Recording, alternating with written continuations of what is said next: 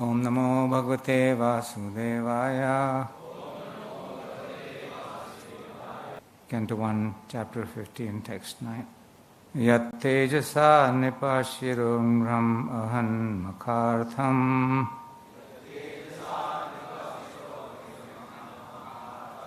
Aryo nujastava gajayuta sattva virya Tena hrita pramatha natha makhaya bhupa Yanmochitas tad anayam balim adhuvrete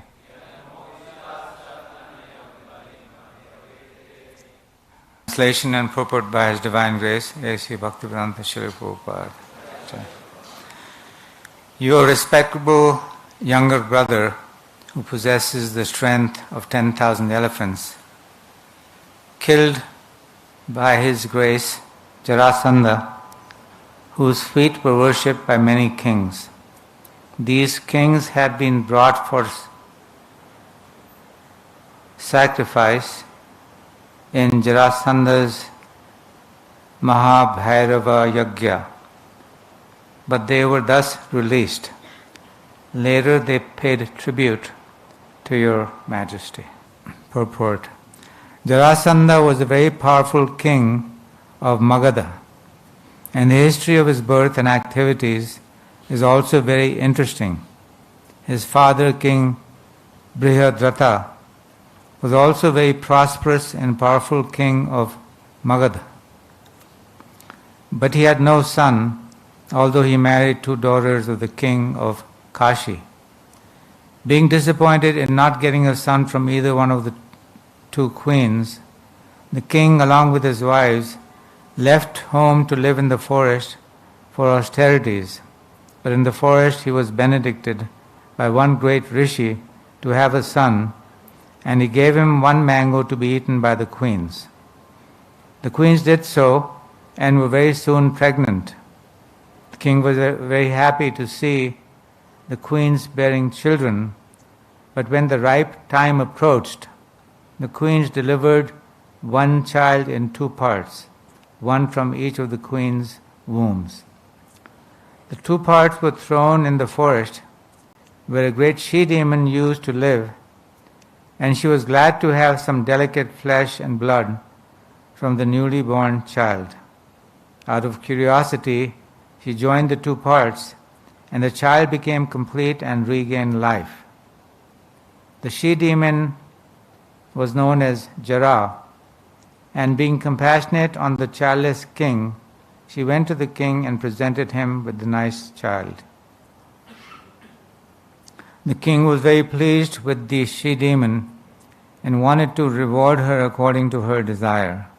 The she-demon expressed her desire that the child be named after her, and thus the child was surnamed Jarasandha, or one who was joined by Jara, the she-demon.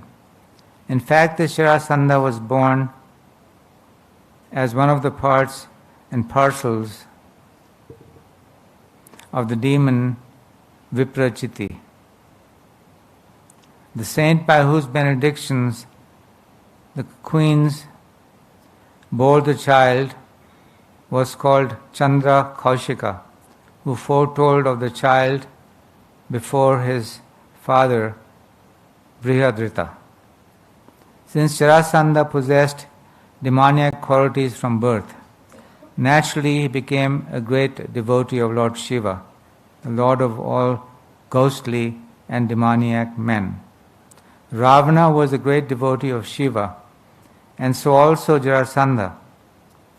He used to sacrifice all arrested kings before Lord Mahabhairava, Shiva, and by his military power he defeated many small kings and arrested them to butcher before Mahabhairava. There are many devotees of Lord Mahabhairava or Kala Bhairava in the province of Bihar, formerly called Magadha. Jarasandha was a relative of Kamsa and the maternal uncle of Krishna. The maternal uncle of Krishna. And therefore, after Kamsa's death, King Jarasandha became a great enemy of Krishna. And there were many fights between Jarasandha and Krishna. Lord Krishna wanted to kill him, but he also wanted that those who served as military men for Jarasandha might not be killed. Therefore, a plan was adopted to kill him. Krishna, Bhima and Arjuna together went to Jarasandha in the dress of poor Brahmins and begged charity from King Jarasandha. Jarasandha never refused charity to any Brahmin, and he performed many sacrifices also. Yet he was not on a par with devotional service. Lord Krishna, Bhima and Arjuna asked Jarasandha for the facility of fighting him, and it was settled that Jarasandha would fight with Bhima only. So all of them were both guests and combatants of Jarasandha, and Bhima and Jarasandha fought every day for several days. Bhima became disappointed, but Krishna gave him hints about Jarasandha's being joined together as an infant, and thus Bhima dissected him again and so killed him. All the kings who were detained in the concentration camp to be killed before Mahabhairava were thus released by Bhima. Feeling thus obliged to the Pandavas, they paid tribute to King Yudhishthira. Part of the pastimes of Krishna. Krishna is appearing and he's engaging in all kinds of activities. Not that he is just appearing as a sadhu, and he's just doing bhajan, kirtan, and speaking from scriptures, Vedas, and telling everybody you live good life, you be pious, you be religious, live peacefully. That is not the personality of Godhead. Of course, Krishna is all good. Yesterday we heard Prabhupada speak that one may be approaching Krishna with any kinds of desires, like this thief who wanted his jewels, we heard yesterday, or the gopis, they had lusty desires for Krishna's association, but they were not inimical. They were not inimical. So there's a difference between the asuras and the devas. And Srila Prabhupada explains that in our culture, Vaishnava culture, the two greatest wars in the history of this world were fought by Vaishnavas. Mahabharata, Pandavas we're reading here. This was a huge war that was fought by the Pandavas. And in Kurukshetra, how many of you have been to Kurukshetra? So at least some. There in Kurukshetra, the place is there where Krishna is speaking Bhagavad Gita to Arjuna. And the Bhagavad Gita was spoken in the middle of a huge battle, no? Right? The battle was just about to begin. So you can see not only the entire Mahabharata is there, 100,000 verses, and what we're reading today is part of that history. But the greatest philosophy, Gita Upanishad, 700 verses, was spoken right in the middle of the battlefield. So this place is there, Kurukshetra. Prabhupada described this as a holy place. And in other sites around there, those who have been, you can see there are these huge lakes which are supposed to be the blood of the Kshatriyas that were killed. So all the blood is still there in these huge reservoirs. And So it's not it's a tirtha, it's a holy place, but it's not like Tirupati, or Vrindavan. It's a different kind of pastime altogether.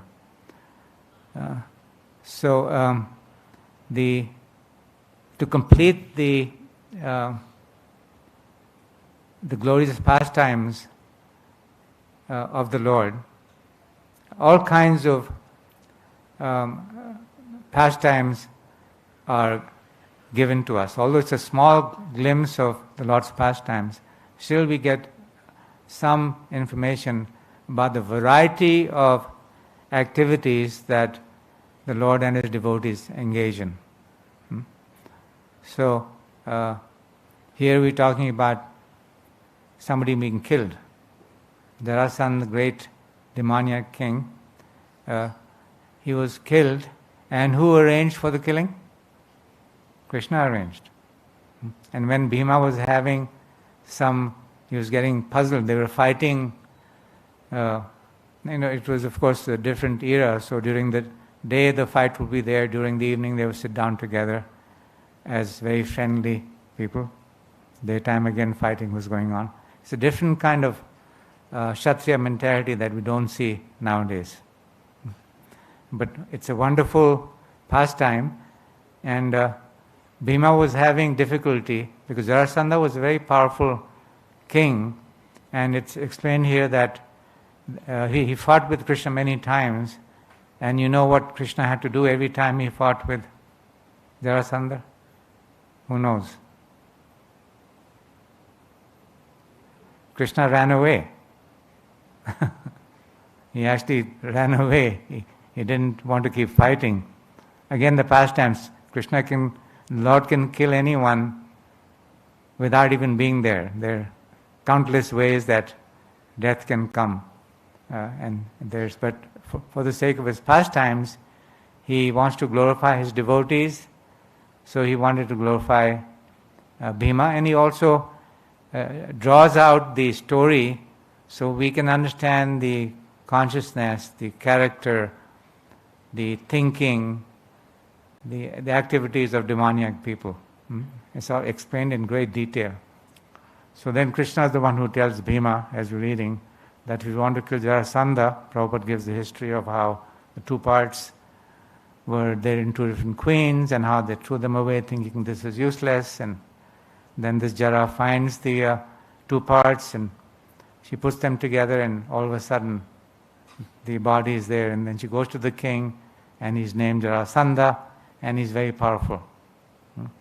And birds of the same feather flock together. So who was Jarasandha's favorite companion? Krishna's biggest enemy, his uncle, Kamsa. So you can see even within the family of the Lord, the devotees are there, the Pandavas are related to Krishna, but the biggest demons are also his relatives. It's so hard to understand, but this is the reality. Wonderful pastimes. So, Mahabharata is one of the great wars. 18 days it was fought in Kurukshetra. And how many were killed? Anybody knows in 18 days? 64 crores is how many million? 640 million.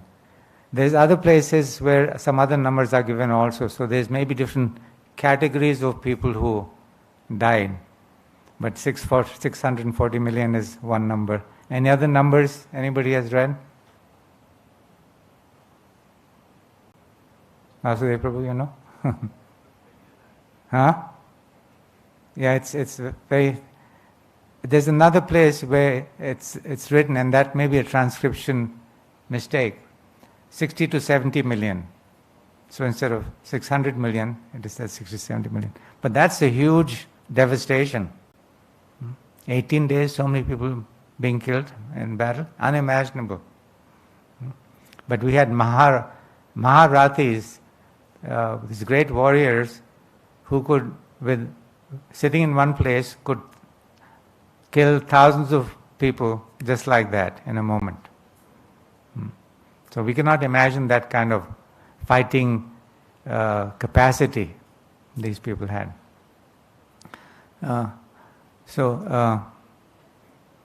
And actually it is explained in Mahabharata that hardly anybody was left alive.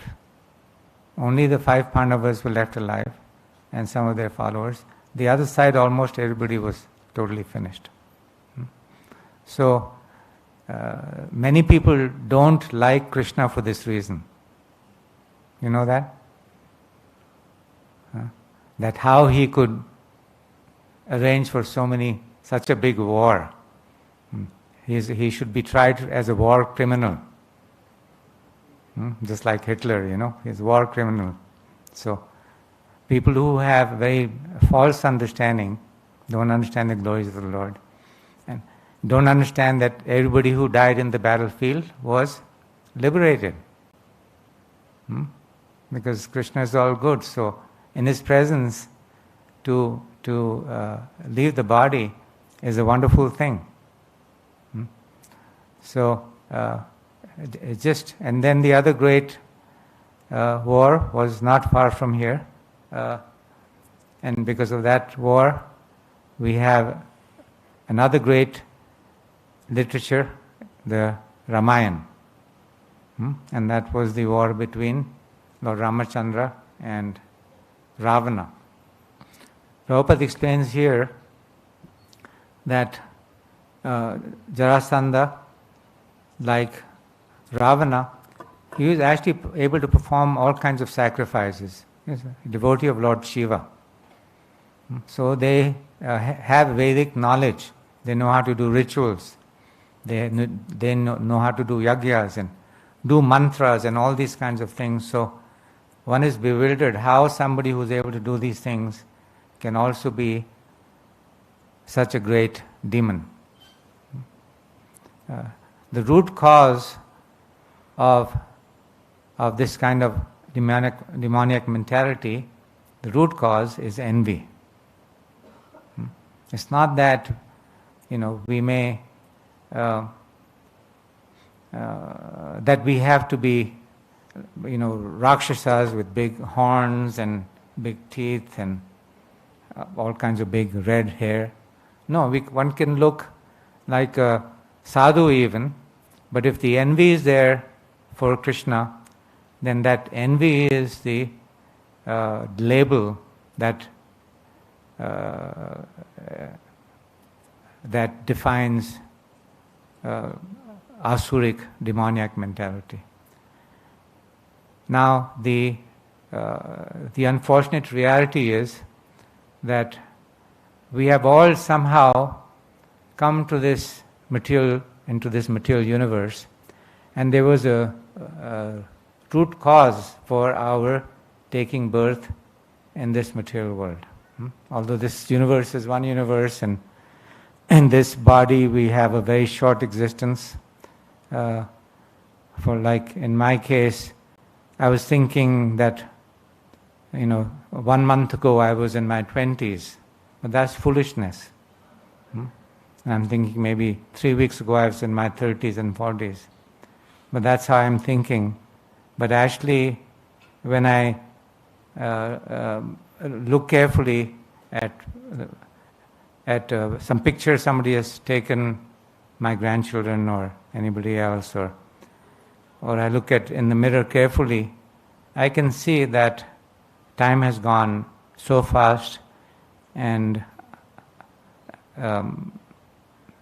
I was at the airport in Hyderabad 2-3 days ago, and I mentioned this. The policeman was coming to me, and I was thinking, oh, what have I done? This policeman is coming. But he was coming to me because he said, oh, you're a senior citizen. And I said, senior citizen? I'm just a young man. But he could see that I'm not a young person anymore. I'm a senior citizen. So he said, you want me to bring some wheelchair so I can take you? And I said, wheelchair? But see, he knew better than me, because it is my illusion. I'm thinking that, I have still energy left and lifespan left. But actually, Anybody else, all of you can see that I'm not a youngster anymore, Time has gone very quickly. So you will also, when you get in your 60s and 70s and 80s, you will also realize that time has gone so fast. Time has gone so fast.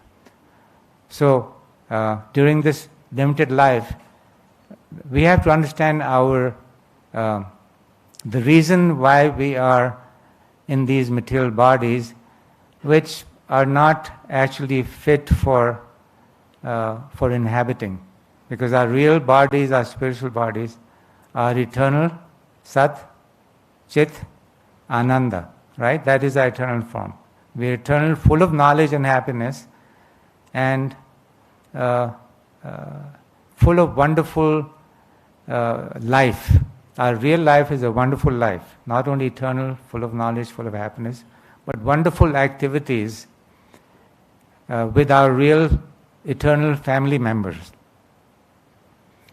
So why we left our eternal family, headed up by the Lord, in Vaikuntha or Goloka Vrindavan as Krishna, why we left that wonderful family and have come to this miserable place? There's one root cause. Who knows what that is? Envy. It's envy. Envy, which is the root cause of the problem with Ravana and Kamsa and Jarasandha. So we are all mini Ravanas in that way. We are all mini Ravanas or mini Jarasandhas or mini Kamsas. Because we have this envy within our hearts. Now, maybe that envy, because of living pious life and getting good guidance, good association, the fever has gone down, as Prabhupada describes. We had very high envy, maybe 110 degrees temperature, and now it has come down to 105 degrees, 100 degrees. Our goal is to have normal temperature. That means no envy in our hearts. That's the goal. And what the representatives, the bona fide acharyas like Srila Prabhupada, they give us is the medicine and the diet so this fever can come down very quickly. And that is what we are practicing here. We have a authorized, bona fide, guaranteed process that will reduce our fever from a fever that is almost like killing us. And just putting us in all kinds of delusions. Because when your fever is very high, you cannot even think clearly. Right? You all have that experience. If the fever is very high, your consciousness is disturbed, you cannot think clearly, you cannot function properly. So material disease, high envy means we cannot think clearly, we cannot function properly, we cannot live a proper life, we cannot experience any kind of satisfaction. That is a very high fever. Always burning with anger, always burning with jealousy, always burning with greed. This is very high degree of fever. Low fever means no envy, no lust, no anger, no greed, all gone.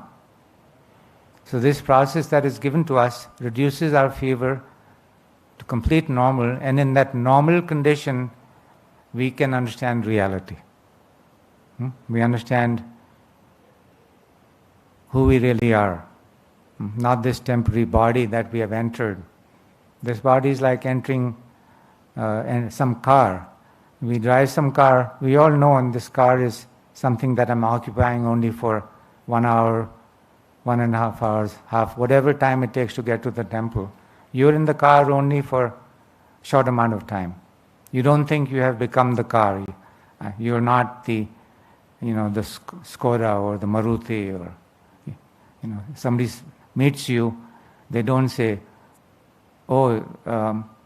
they greet you by the person within the car, but they don't come to you, and as Prabhupada describes in one example, oh, wo thela dekho.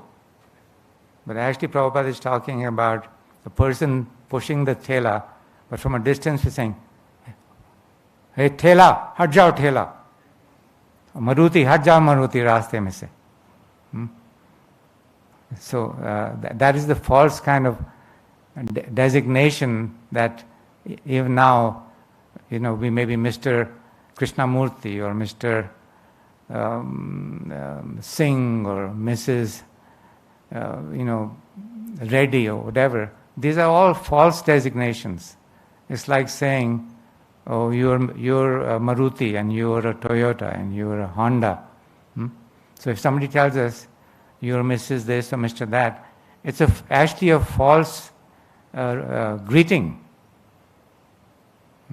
So we should be able to say, no, I'm not Mrs. Reddy. I'm simply entered this Mrs. Reddy's body for a very short time and it'll be over very soon. So this is the goal of life, to come free from this high fever that causes all kinds of confusion and problems. And the way to get rid of this fever is this diet and medicine. So, what is the diet? Krishna Prasadam, as you're getting. And when is it that you should not be taking Krishna Prasadam? What are the times when you should not be taking Krishna Prasadam? Loudly? Sorry? Fasting, yes. But any other times you should... Ekadasi, okay, that's some fasting connected to fasting. But is there any meal you should have? Let's say you're going to take a meal. Is any meal you should have that should not be Krishna Prasadam? No. The answer is no. Prabhupada says there should be nothing that should go into our mouth that is not Krishna Prasadam. And you don't have to be here at the temple, in the ashram. It's simple to just make that a daily habit in our homes, in our offices, wherever we may be. Just make that a habit. Everything that we cook should be first offered. It's such a simple thing to do. We just have to make the habit. Prabhupada said many times, and devotees asked him, or people listening to his lectures, how do I do this? And Prabhupada would say, just do it. Just do it. He would say, what is the difficulty? Especially all of you in this part of India, you have a very strong foundation for things like this already. So if you're doing this, wonderful. If not, just that should be the habit, that nothing goes into our mouth that is not offered to Krishna. So this is the diet. And what is the medicine? Hare Nam, Hare Nam, Hare Nam Eva Kevalam. The medicine is the names of the Lord. Fully, the name of the Lord is fully Nam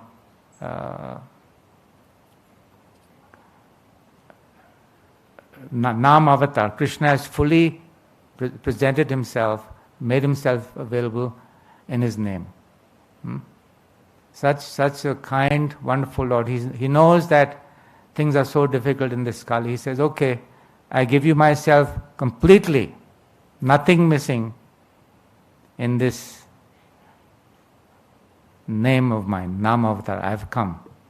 So there are thousands, unlimited names of God, out of which Mahaprabhu has given this Maha Mantra, which is the kind of the most wonderful way that we can approach the Lord. This Hare Krishna, Krishna Krishna, Hare Hare, Hare Ram, Ram Ram, Hare Hare. If for some reason you're not ready to chant the full mantra, then so many names of God are there. But this Maha Mantra is very powerful.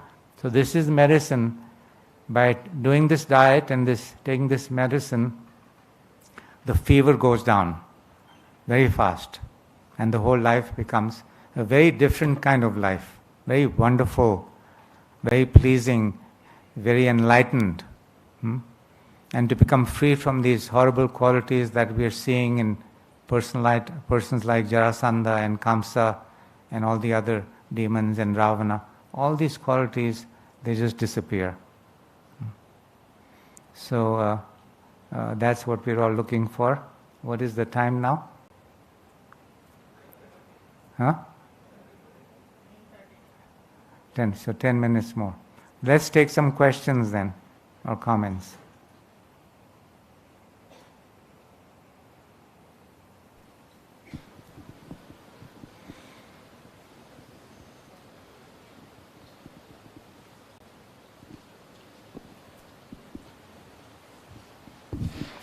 Hare Krishna, Prabhu. Right. Prabhu, could you tell, what is the difference you feel? Like you had seen Srila Prabhupada, you had been with Srila Prabhupada, and now you are here. So what is the difference you feel? Is there any difference when Srila Prabhupada was personally there in that time and now? Are we missing anything? What do you feel, Prabhu? Let me ask you this. Is God dead? No. Is Krishna dead? No, Prabhu. Is he gone? Not. Is he not available to you in any way? Maybe 10% of him is not available anymore. He's only 90% present, 80%, 70%. Or is he fully available to you? He's there fully. Krishna is there fully. Yes. Lord Ramachandra, is he there fully or he was there only in some previous yoga? He's there fully. Instructions of Krishna. Prabhupada was asked this question about, this Bhagavad Gita was spoken by Lord Krishna to Arjuna in the middle of the battlefield, but I'm not in Kurukshetra and there's no Mahabharata going on, so Krishna is not speaking to me. For Arjuna it was different, but for me now I cannot really connect with Krishna's teachings properly because he is not there anymore. So, but we understand that hearing Bhagavad Gita today from the right person in the parampara, the connection must be clear, as Prabhupada has come to us from Krishna to Arjuna. And then in the Bhagavad Gita, there's 32 or 33 links all the time from the beginning of this parampara to today, Srila Prabhupada, that as long as the knowledge has been handed down unchanged from one authorized person to another, Prabhupada being that current authorized person, enlightened person, if we hear the Gita from him, it's exactly the same as 5,000 years ago, no difference. So the connection with Srila Prabhupada, exactly the same today as it was in the 70s, exactly the same. Actually, Prabhupada is even more available now than he was in the 70s. Much more available now.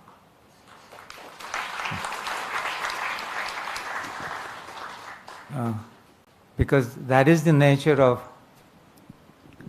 of such great empowered personalities.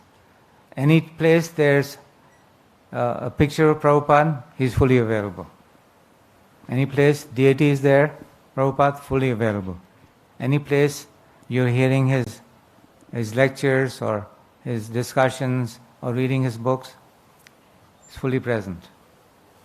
Anytime you want to connect with Srila Prabhupada, you approach him. You ask him. You ask for guidance, you ask for clarity, you ask for his association. You think if you ask Krishna that you please help me, guide me, that Krishna is saying, no, I'm too busy now. I don't have time for you. Or he's saying, oh no, I'm gone to another universe now. So you have to wait till I come back. before I give you appointment. No. Krishna is immediately present. It just depends on our strong desire, as we heard Prabhupada speak yesterday, our very strong desire to see Krishna. Right? That was yesterday's class in Prabhupada. Very strong desire, loyal, very eager to see Krishna. So that is the key. We should be very eager to have Prabhupada in our lives. Very eager. And we should have this eagerness all the time.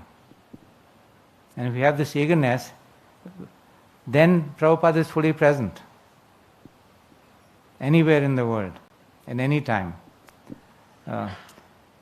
We should not allow the modern system of education to mislead us that history means that those personalities have become historical personalities.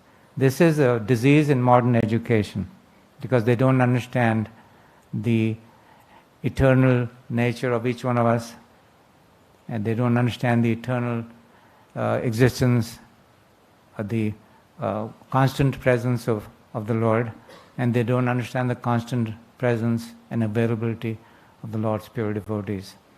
So, Prabhupada is fully available, much more so than ever before. He's expanded himself. He's expanded just like Krishna expanded. Prabhupada has expanded himself so he can be with each and every one of us all the time.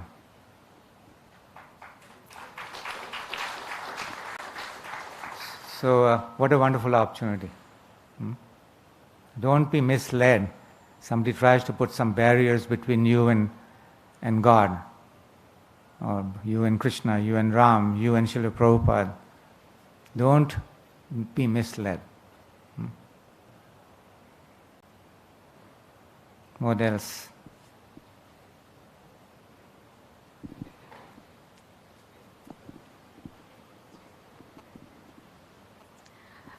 Hare Krishna Guruji, this is my first class, so I don't know whether this question is valid or not. So when you tell there is duties and karmas, what do you mean? Is it bodily duties as a daughter, as a child, or as a mother? What are my duties? Or is it being devotee is a duty? I'm not understanding that. It's not either or. No, this just like when you're in the car, as an example, when you're driving the car or the driver is driving, you're in the car and you know that is the reality, and you have to drive the car properly, right? There's traffic has to go in a certain way, you have to maintain the car, you have to get the licenses, you have to get the service, you have to follow all the rules and regulations for the roads, traffic lights. Otherwise, you get into accidents. So we have these bodies, and these bodies must be used, they must be taken care of. And these bodies somehow, whatever connection we have, those duties must be carried out properly. But we must never forget that this vehicle is meant to take us to a certain destination. Just like if you're going in a car, you don't want to forget that you're going from point A to point B. You don't want to just go around in circles and not get your destination. So we must understand what is the destination for this body. And that destination should never be forgotten by me or my sister or brother or father or mother or uncle or children or friends. That is the clarity that is needed all the time. What is the purpose of life? How to succeed in the purpose of life. Actually, yesterday we were discussing with some devotees how to win the game of life. We're all playing this leela called life. So how many of you want to lose in the game of life? Raise your hands. You want to lose. Raise your hands if you want to win the game of life. See? You want to win the game of life? Then this is what we are doing. This human form that you have, If there was if this room was filled with dogs, and I asked all the dogs, do you want to win the game of life? How many paws would go up, you think? How many dogs would raise their paws? Nobody. Because dogs don't have the intelligence to understand what the game of life is. Cats, dogs, all the other species of birds, animals, fish, none of them can understand how to win the game of life. Human form, we have that opportunity now. So it's not either or, it's both. We have to do our duties, but we must also win the game of life. Hare Krishna, Prabhu. Dandavad Pranam. Prabhu, when we hear the Prabhupada's voice, the lectures and all these things, so many often we feel that some kind of lacking is there in terms of our ability to receive the potency, right? So Prabhu, how can we increase the quality of hearing Srila Prabhupada's voice? Because at this stage, I mean, we are fully contaminated, right, at this beginning stage, but we are in the process. So how can we intensify the mood of intensifying the presence of Srila Prabhupada through his voice? Right. Jaundice, you heard that example. Yeah? Jaundice means initially we're taking sugar candy, but we are diseased. So do we get the taste of the sugar candy? No. So we have jaundice, we're taking sugar candy, which is the solution, but we cannot taste the sweetness. But we still keep taking it, and then what happens? Then the sweetness becomes experienced, revealed. So hearing from Prabhupada, chanting the holy name, all of these things we go through the steps of the fever coming down gradually. And as that fever comes down, then the quality of hearing improves. And you get to the point where you cannot be without hearing Prabhupada's voice for a moment. You cannot tolerate it. You must hear Prabhupada's voice all the time. You cannot tolerate being without his sound vibration. So, can you all get there? Can we all get there? Guaranteed.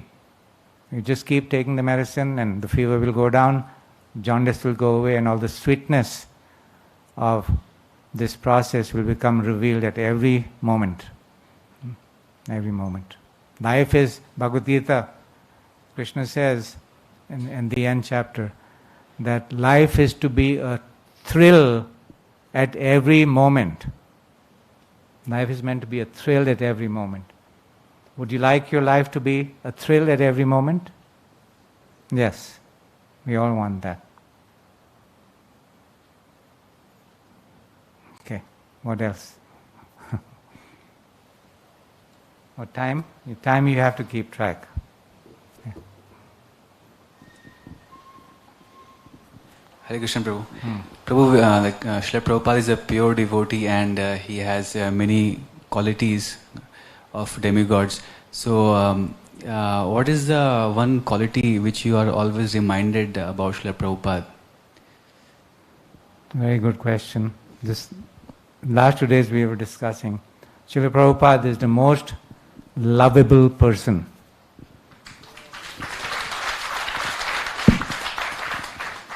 Srila Prabhupada is the most lovable person. And even Krishna says that. Yes, we have a loving relationship, but if you love my devotee, that is even better. So it's Krishna is certifying that Prabhupada, his representative, is the most lovable person. Just let's think of that. How not only in our lives, but the whole world should come to know Srila Prabhupada and that he is the most lovable person. That should be our goal. We say every morning, Guru Puja, your fame should be spread all over the world. So that fame includes that everybody in the world should come to the point where they are madly in love with Srila Prabhupada.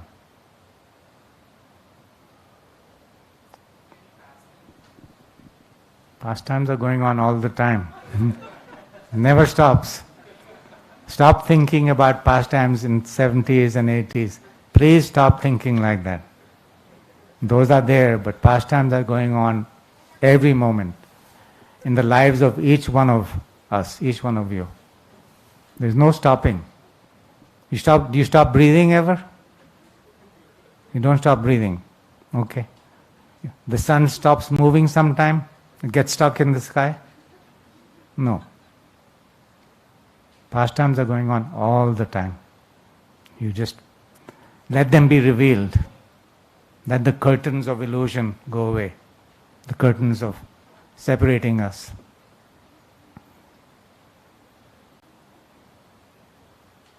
Time? 9:45. Wish you all the best. Thank you for your association. Thank you for being here, allowing me the opportunity. Srila Prabhupada ki jai.